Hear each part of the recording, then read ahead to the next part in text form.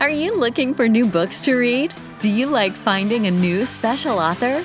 Are you tired of the same old books from the same old authors? Well then, welcome to Discovered Wordsmiths, a podcast where you can hear from fantastic new authors. Join Stephen Schneider as he finds and talks to authors you may not know, but authors that have worked hard to write great new books. Hear about their book and why you should check it out. So sit back and listen to today's Discovered Wordsmith. Okay, great. Well, Edward, I want to officially welcome you to Discovered Wordsmith podcast. How are you doing this morning? I'm doing fine. Thanks for having me on. Yeah, it's great. We got to connect kind of last minute, so it fills in some time. That's perfect. So before we get started talking about your book, why don't you tell us a little bit about yourself, what you like to do, where you live, that type of thing. I live in Regina, Saskatchewan, Canada, but I'm not from here originally. I was born in Silver City, New Mexico, where Billy the Kid shot his first sheriff, apparently. And then we lived in Texas, and I moved up here from Texas as a kid. Wow. But I've lived here ever since. Started my career as a newspaper reporter, photographer for a weekly newspaper, and then at the ripe old age of 24, I was the news editor of that newspaper, and I did that for a few years. And then I was communications officer for the Saskatchewan Science Center here in Regina. And then 29 years ago, I quit my job and became a full-time freelance writer. Nice. So I always knew I wanted to be a writer. So going into journalism was actually just my way of admitting that you couldn't make a living as a writer right away. And as a reporter, I thought at least I would be writing and also making a living. And that's pretty much the way it worked out. So now, currently, I know you often talk to aspiring authors. I'm actually quite well established, I guess, at this point. I have more than 60 books of nonfiction, science fiction, and fantasy for readers of all ages, won a few awards, have my own publishing company now, run my own podcast. So Nice. Yeah, I'm way down that road of trying to do what you want with the one goal I would still like to reach is making lots and lots of money. That's the one I haven't quite gotten to yet. Well, after people are on this podcast, that's when they hit the bestseller Times list and they go on to the best thing. So you're on your way now. Oh, good. So you've done a lot of journalism. How do you think that's helped you with your writing?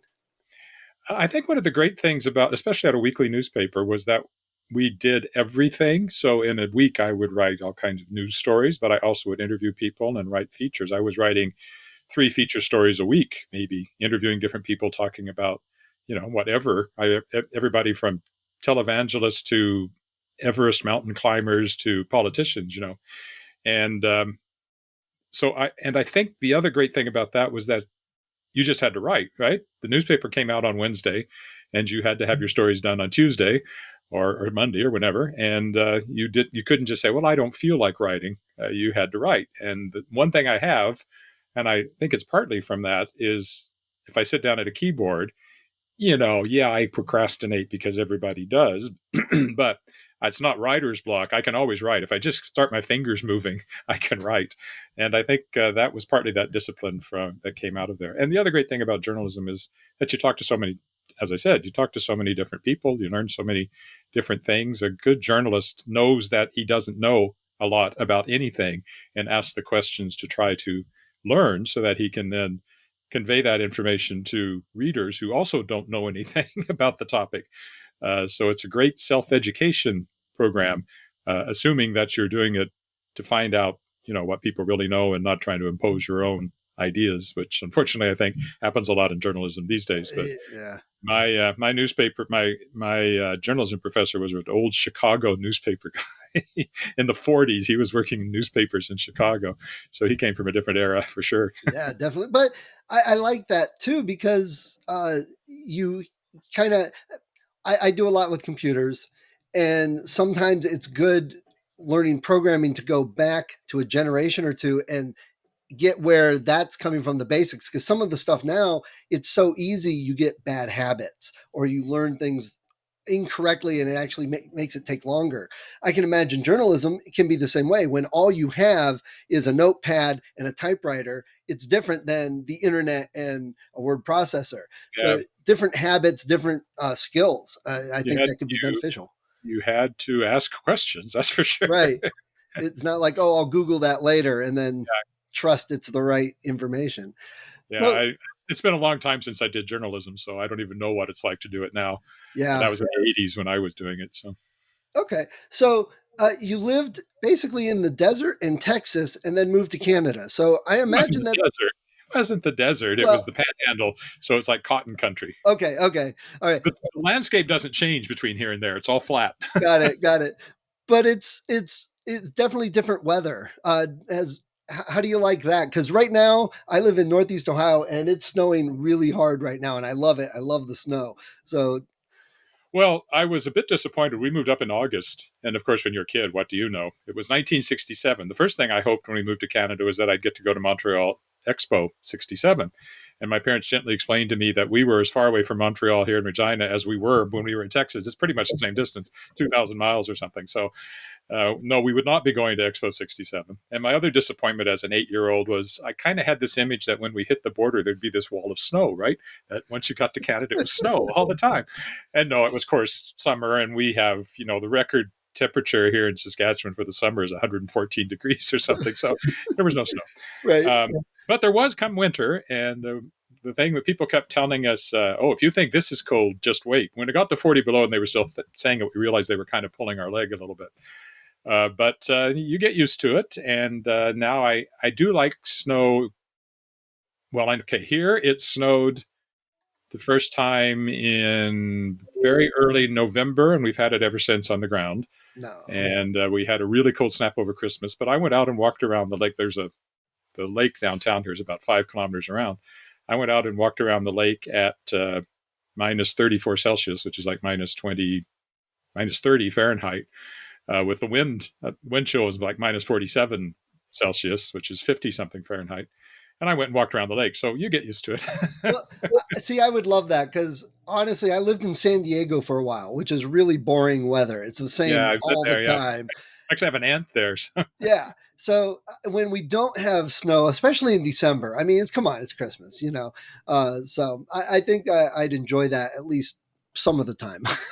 It's the length of it. So it comes in November, and it'll be sometime in April before it's all gone, and you can still get a late snowstorm up until Victoria Day weekend, which is the third weekend in May. I can remember here having big wet snowfalls that late. So it does, and especially if you have a house and you have to shovel. And we have a shoveling bylaw now, so you have to have your shovels out there and get it done within 48 hours, or you could get ticketed. So wow, they're not actually enforcing it, I don't think, quite yet.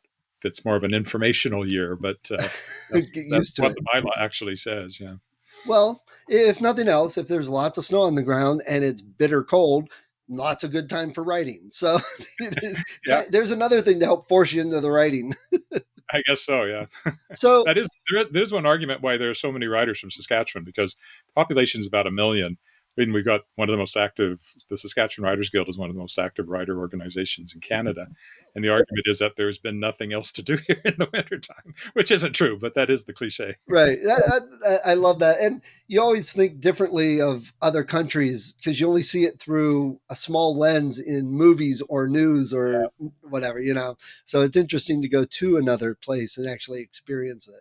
So it's good to hear that it's not snow when you hit the border. That's something we should know. There was one year when we were in a course tour from my high school, and it was literally like that. It was spring, and we crossed the border, and it was literally there was snow on one side of the border, and there wasn't on the other. But that's the only time I've seen that. Yeah, I've seen that a couple of times with our freeway right here near us. It's rain on one side, not on the other. It's like the weather hits the freeway and changes or something. Yeah, it's funny. There are places like that all over. Yeah.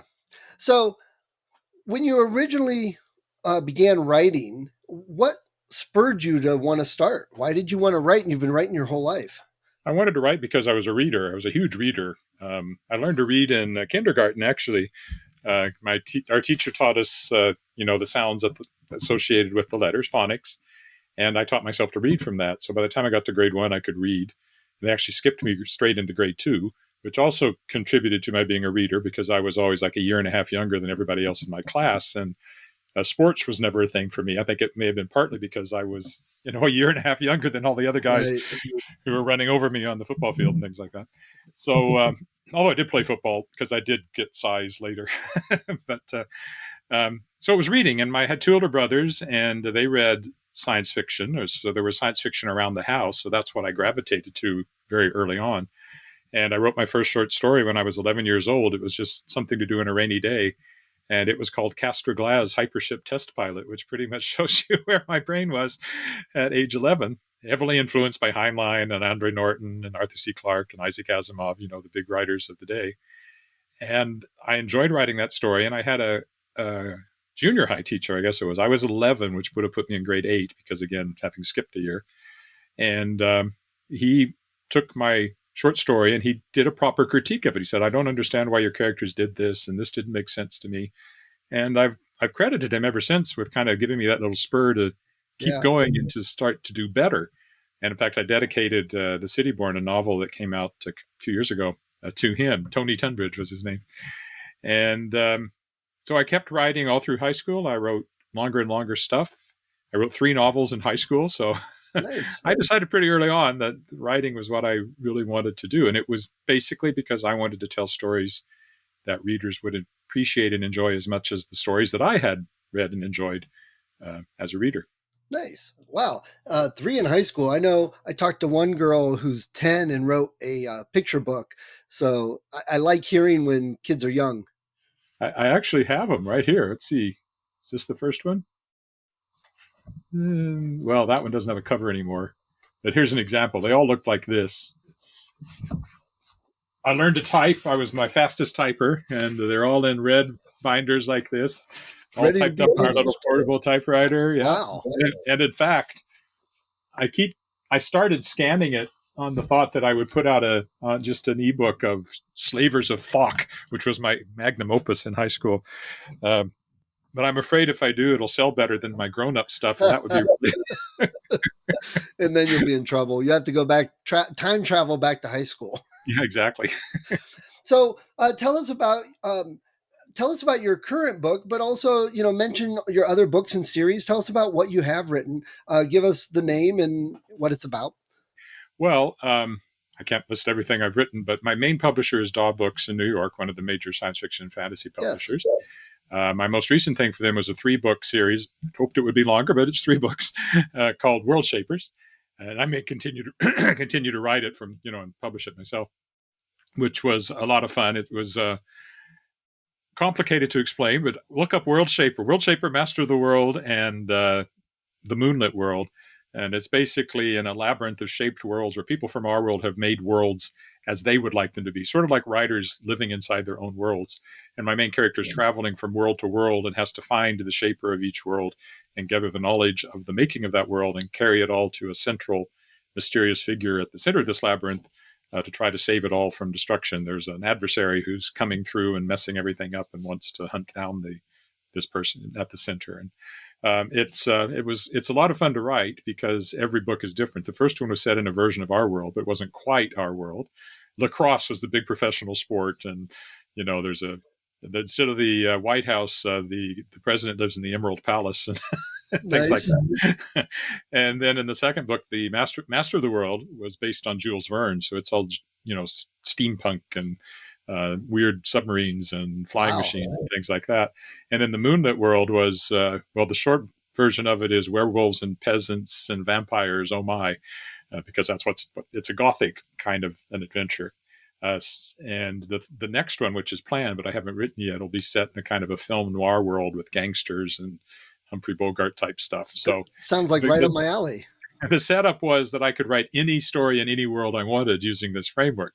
Unfortunately, I think to a large extent, probably because of COVID hitting, this was going on, that the Daws decided not to carry on with that series, but I will probably carry it on with my own publishing company. My most recent book, that's not the one we're going to talk about, which is an anthology, but my most recent novel is a young adult novel called Star Song, which actually goes way back. It was the first novel I ever wrote.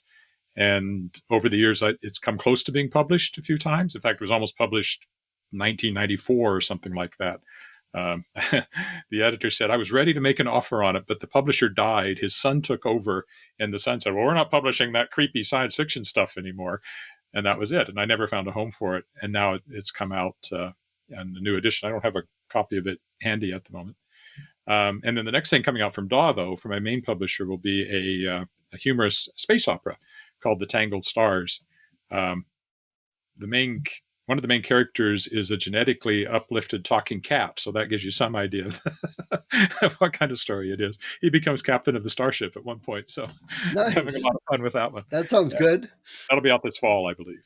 So I like how, because the series you were talking about with jumping around in the worlds, I love that, because it not only is sci-fi, but it has almost different genres for each book. So it gives you that ability. And I've always pushed back against you have to publish the same genre or people aren't going to read any of your stuff. So that was kind of the idea. I being the egotistical writer type that I am, I think, well, I can write anything.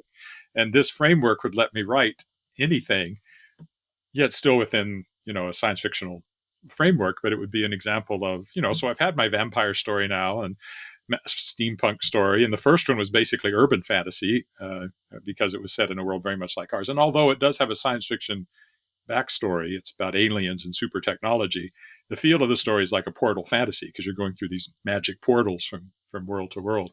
So again, I was kind of mixing up the genres a bit there too. Nice. So, and the other inspiration, of course, was Doctor Who, which is the greatest storytelling framework ever conceived, because you can literally tell any kind of story set anywhere at any time within that framework. Right. And you don't even have to be consistent because the timelines change and things that you think happened actually didn't happen now.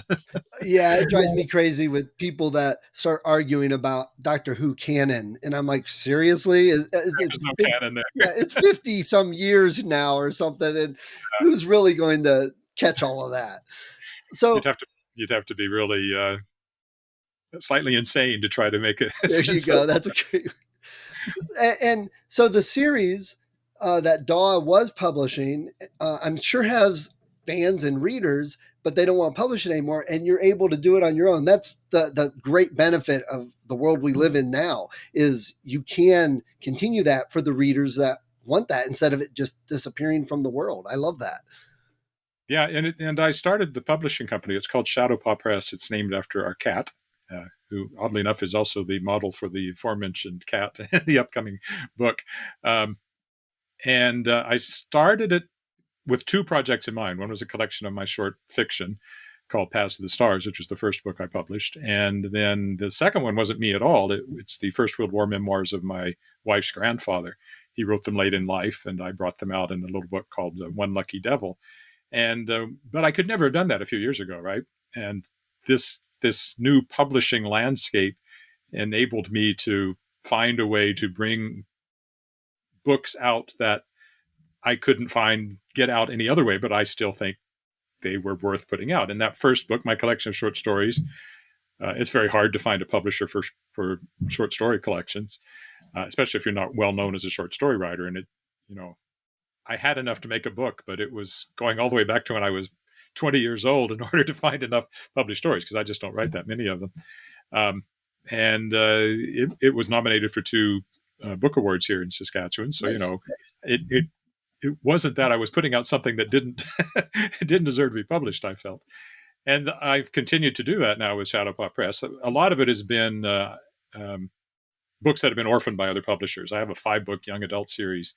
The publisher went bankrupt, so those all came back to me, and I put them out. Shards of Excalibur series, and other publishers that went bankrupt or closed down, and I got the rights back. I put those out. But then I have the new stuff like Star Song that I mentioned, and the book that just came out, which is this anthology that comes out of my podcast, which is called This is Shapers of Worlds Volume 2. There was a Volume 1, and it's all short fiction by other authors, science fiction, fantasy authors who were guests on my podcast, which is called The World Shapers.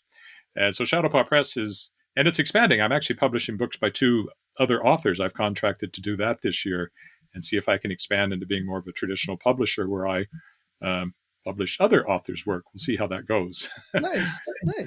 So let's talk about the books for a second, the new ones, the anthology, the Shaper of Worlds collection. That's the newest one, correct? I have one right here. Imagine that. That's great. This is Shapers of Worlds Volume 2, 546 pages of fiction. And I'll have to put my reading glasses on to see who's in it, actually.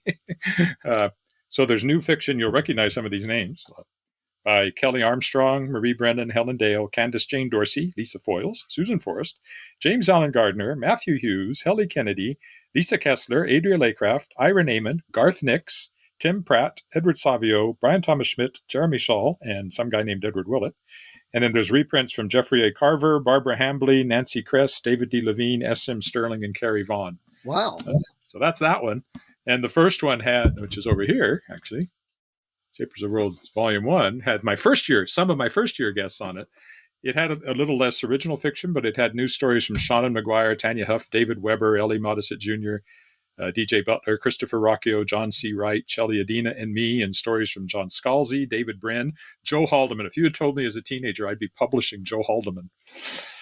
Julie Sheneda, Fonda Lee, Dr. Charles E. Gannon, Gareth L. Powell, Derek Kunskin, and Thoraya Dyer. So I've had 40-some authors now that I've published short fiction by through these anthologies. Nice. And we're going to talk podcast coming up for the author segment of the show. So you said you don't write a lot of short stories. What gave you the idea to take all these authors that you talk to and get stories from them to compile into one anthology? Well, one of the things from founding Shadowpaw Press was, as a publisher now, I was able to join SASC Books, which is the Professional Association of Publishers in Saskatchewan. In fact, I'm currently their vice president. I'm on the board now. And at our annual meeting in 2018, this woman came in from a small press in Winnipeg who had she had comic book connections. And she had very successfully done a Kickstarted anthology. She'd raised $100,000 for this anthology and published, and I'd never heard of these authors. And I thought, well, I know some authors. I should see if I can do a Kickstarter. Well, that was a bit of a scary process, not having done it before, but the first one worked. I raised $16,000 basically, didn't raise $100,000. I think it was the comics connection, because comics people are really big on Kickstarters. Yeah. And I think that may be why she got such an oversubscription to her anthology. And I scraped by, but at least it funded. And so the first one came out, and I thought, well, that was cool. I guess I could do it again. And so I did it again, and it worked. And so I'm currently assembling the Kickstarter for Shapers of Worlds Volume 3, which will launch in March, and has another great collection of authors. I'm getting reprints from people like Cory Doctorow and F. Paul Wilson, and I've got Kat Rambo's in there, and James Morrow. And so, again, a really fantastic collection of authors. It may be a little thinner than this one. It may only be about 400 pages instead of 540.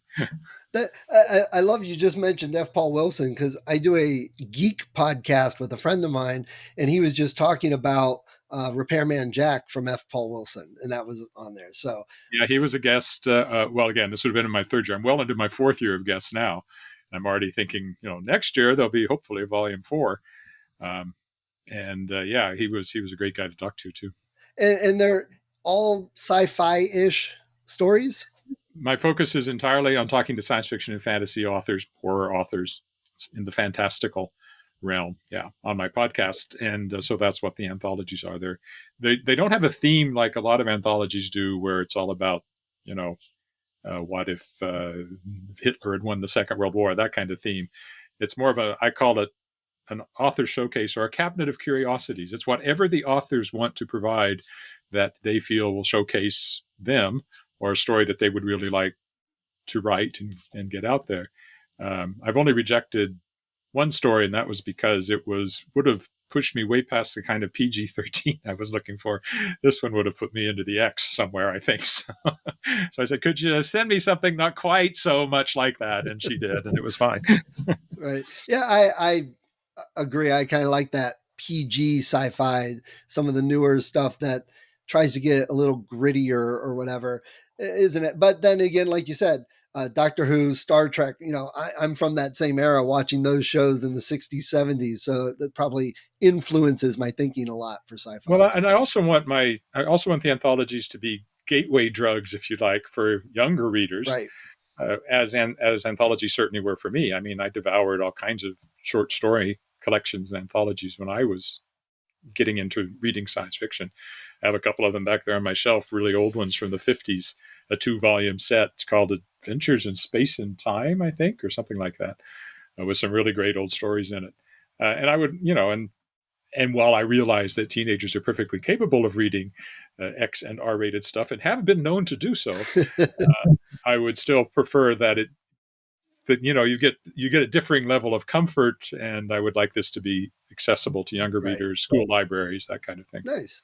And I love with sci-fi that you can talk religion and politics and make statements without really getting too offensive or without people like coming down on you, because it's a different world, it's a different people. It just so happens that the politics and religion represent what we see in today's world, that type thing. Star Trek, the great one from Star Trek was the two guys. One was white and black and black and white. Making the statement back in the 60s, but they got away with it with the censors because it was aliens and they looked weird, So I love that about sci-fi. You normally write novels. How does it for you? How is it to go and write a short story? Is it difficult? Do you enjoy it?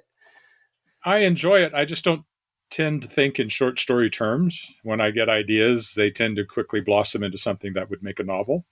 My short story in Shapers of Worlds Volume 2 is actually a prequel to my new novel, The Tangled Stars, so it introduces the characters.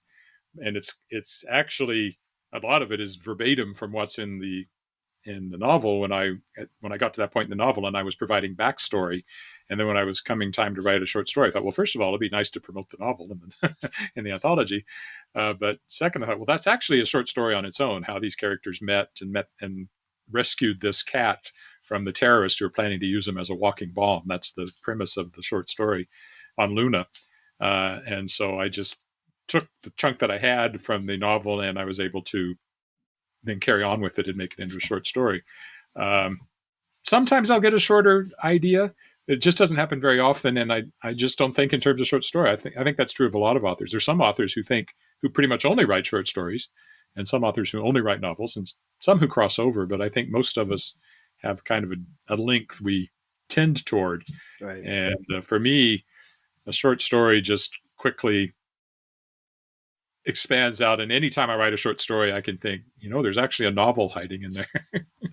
And I like that you use the short story format for the prequel to introduce and possibly lead people that read the anthology into your series. I know a lot of authors do that. Yeah, I like to read things like that. It's like, oh, that was great, I'm going to go check out this author's other stuff. And of course, I was the editor of the anthology, so I could do whatever I wanted. Right. You're the editor and publisher. So. Publisher. That's a nice, I have the power. Right. So what have the feedback from readers been of the stories? Oh, really good. As far as you can tell from reviews and so forth, they run in that sort of 4-star range.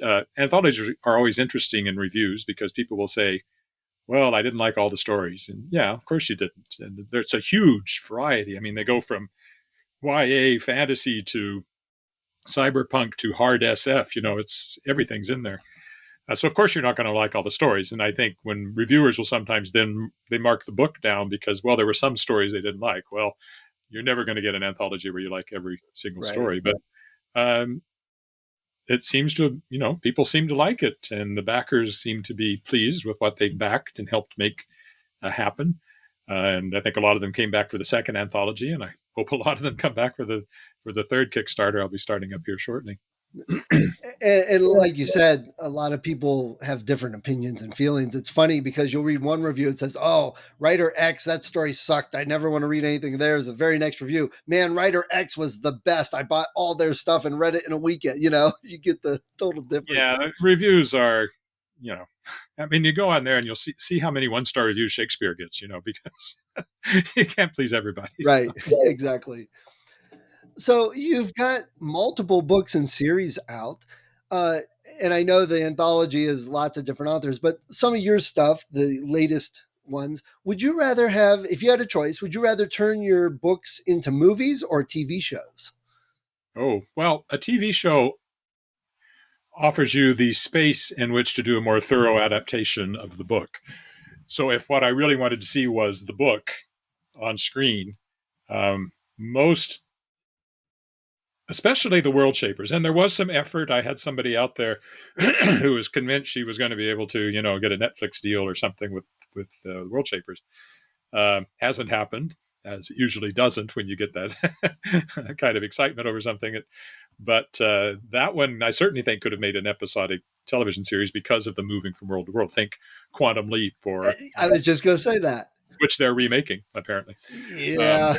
I don't know why, but on the other hand, the movie has that sort of grander feel to it. I've been watching. I never read Foundation, oddly enough, for my era, but I very much enjoyed the TV. I know it must be wildly different from the books, but I very much enjoyed the TV series. And I think the new Dune movie seems to have done a really good job on capturing. I know it's a two-parter, though, because, again, they couldn't actually cram it into one book. Which is good. Yeah. So I think overall I would probably say TV series, because it gives you a chance to really identify with the characters and grow with the characters. The movie is a bit more hit or miss. Either it lands or it's a complete bomb.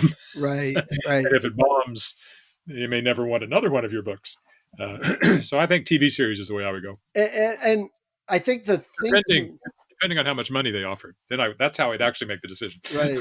And I think the thought on that is changing over time, because it's only been in recent years with the streaming services, and COVID especially kind of kickstarted it, is that they're really putting money and time into the shows. When we were kids, the shows, Star Trek and stuff, low budgets, they didn't give as much love from the companies. And books into movies have always kind of been, well, the book was popular, so we're going to make money on it. Let's not spend too much in case we lose money. But I think that thinking is changing, and they're realizing, oh, we can really put money into TV shows and people are paying to get them. And movies are big if we are more true to the source, because a lot of times they didn't used to be. Well, and the other thing, of course, is that you can put anything on screen now, things that were impossible. I remember reading City on the Edge of Forever in Star Trek, and Harlan Ellison famously, of course, wrote the script, which was unusable for them in a weekly TV series. But his original idea called for this vast valley with, I don't know, giant statues and lightning and stuff going on. And they said, no, what we got is a paper mache circle with some newsreel footage in the middle. Yeah. That's what you got the budget for. But now you could do that, and it's, however grand your vision, it all just comes down to some guys sitting in front of computers making it look real.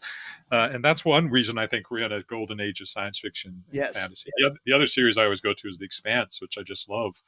We're binging it right now because I'd watched most of it, but my wife hadn't, and now we're watching it together from the beginning. Nice. And, it's just, you think about what we would have thought of that as kids if something like that had appeared on the screen with that level of the original Star Wars. That's one reason it blew us away, because we'd never seen anything like that put on screen with that level.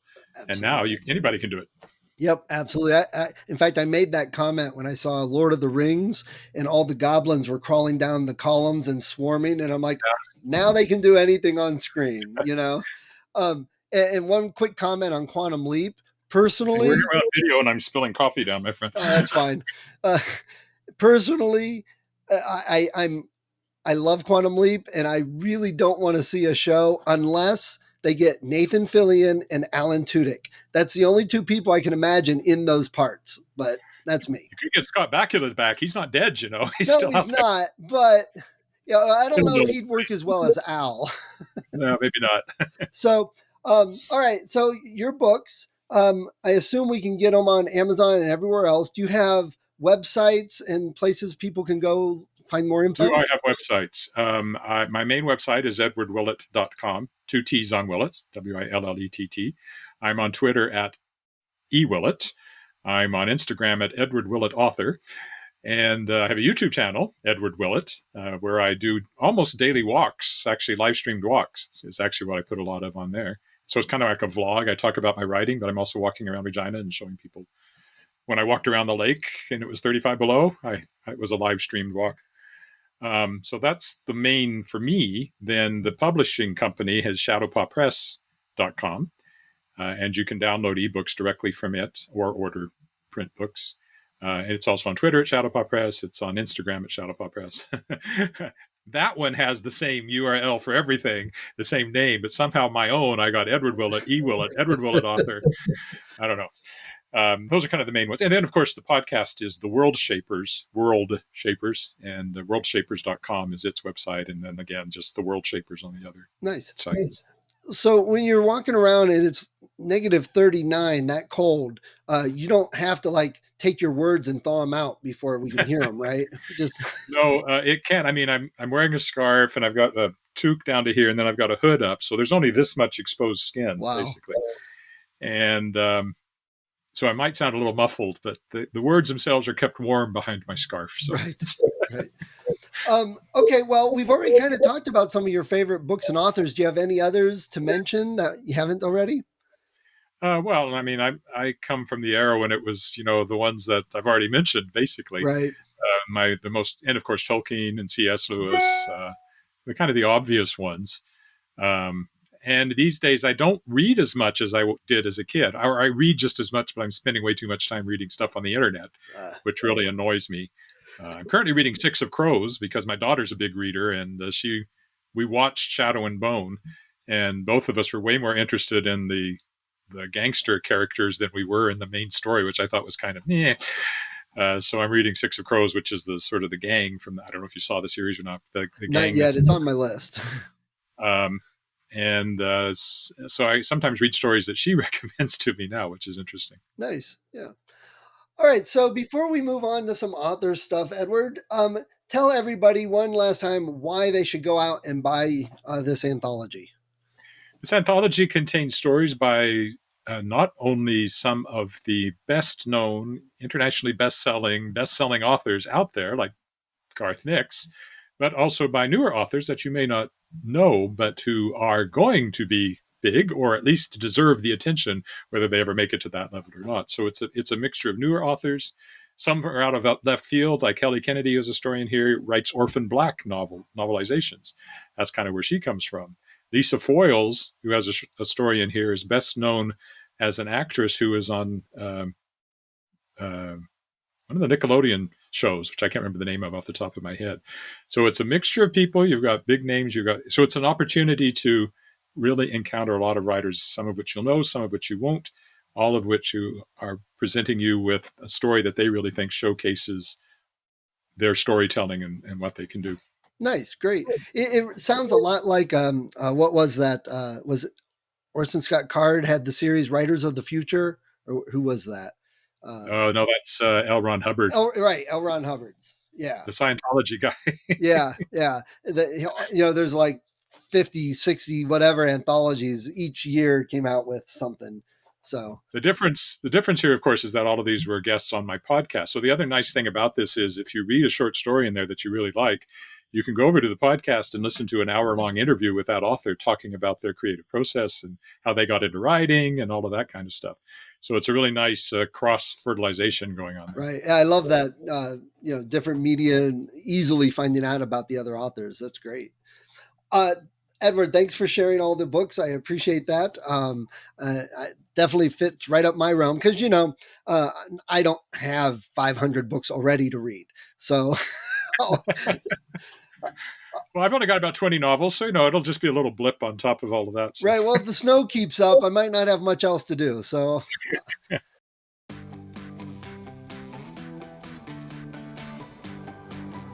Thank you for listening to Discovered Wordsmiths.